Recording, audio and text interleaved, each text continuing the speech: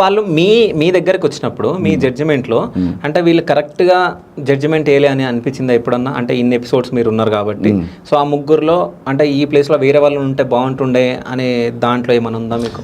లేదన్న, ఓకే, లేదు. ఎందుకంటే ఇప్పుడు నా మైండ్ సెట్ చెప్తాను మీకు బేసికలీ. ఇప్పుడు నేను ఒకవేళ ఆడిషన్కి వెళ్ళి అక్కడ నన్ను అంటే ఒకవేళ ఈ ఇష్యూ వల్ల ఏమన్నా అయినా కూడా వాళ్ళు నాకు ఏ బోర్డ్స్ ఇవ్వకపోయినా కూడా ఓకే, రెస్పెక్ట్తో బయటకు వచ్చేస్తాను నేను. ఎందుకంటే నాకు ఆ ఫీలింగ్ లేదు. ఎందుకంటే మనము ఇప్పుడు ఆల్రెడీ కొన్ని అచీవ్ చేసుకొని లోపలికి వెళ్తాం మనం. సో ఆబ్వియస్లీ మనకు ఆ ఛాన్స్ వస్తే గొప్ప అనుకుంటాం, లేదు అనుకుంటే లేదనుకుంటాం. సో జడ్జెస్ ఫేర్ అనేది I don't think so that's right point. ఎందుకంటే you have to accept whatever it is. ఇప్పుడు నువ్వు టాస్కులు చేసినంత వరకు నువ్వు బెస్ట్ అనేది నువ్వు ప్రూవ్ చేసుకోవాలి అక్కడ.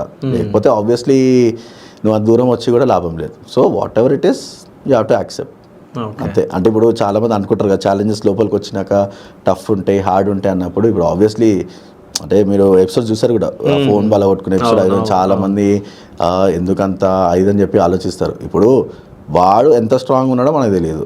సో వాన్ మైండ్ సెట్లో వాడు అనుకుంటాడు కదా ఆయన ఎట్లన్నా పోవాలని వాళ్ళ కొట్టుకుంటాడు. ఇప్పుడు నేను ఆ సిచ్యువేషన్ నేనున్నా కూడా తీసుకుంటుండే 100% షూర్ అది. ఇప్పుడు నన్ను ఆ టాస్కులు చేయమన్నా కూడా యూ గెట్ అ రేజర్ తీసుకోమని తీసేసుకుంటాను నేను, చేపించుకుంటుండే ఈజీగా అన్న.